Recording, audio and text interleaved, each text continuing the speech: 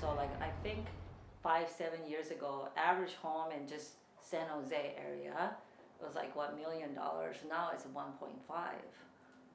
So just imagine that. Like within 5 years, is your salary going to increase that much to for you to afford that? No, it's not that. And there's also as we all know, Saratoga is or the West Valley is a very expensive place to live. People who are employed can't have a struggle to support themselves in regular housing type of setup. I can't say what exact the solution is to have it. Definitely build more, but it should be affordable. Like 1.5 million, new generation is not going to afford it.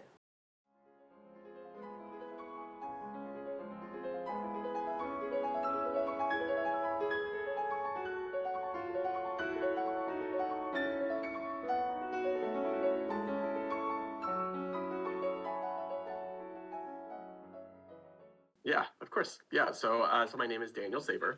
My title is that I'm the Deputy Executive Director for Housing and Energy. The key power of BAFA is to raise money, to bring new money to the table for affordable housing solutions. It's taken us a long time to get to the point of the crisis that we're in now, and it'll take some time to get out. In the 1980s, the Bay Area built a significant amount of housing. However, it was built in low-density development patterns, like single-family homes or homes with a small number of units. Local governments added many requirements to the development process, making it increasingly difficult to build housing in previously developed areas. In more recent years, COVID-19 threatened millions of low-income households with the risk of eviction after the national stay-at-home orders resulted in 1 in 10 workers becoming unemployed. We have historically underproduced the amount of housing that we need to accommodate the growth in population. So it's just created a scarcity issue. There are not enough homes for people. And then more specifically, kind of really drilling down on it, the homes we have created have been disproportionately for people who are well off. Over decades, we've essentially kind of dug deeper and deeper and deeper and deeper into a hole where we haven't been building enough. Combine that with essentially the growth in income inequality. I mean, the Bay Area is actually one of the wealthiest areas in the world. Yeah. Is that something? Yeah. I mean, cost of living here, it's hard, and I think that we've actually seen this pattern for some time. So I just expect that it might continue to be harder for younger folks to get into homes. We don't have a crystal ball. We don't know what'll happen, but there's a lot of factors. Yes, there are a lot of factors, and they can sometimes be too overwhelming for people to keep their feet on the ground.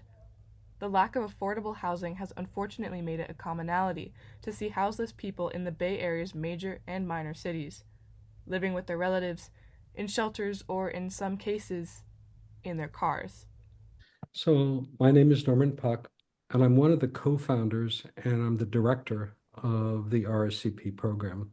One of the things that made us unique was that we partnered with the city.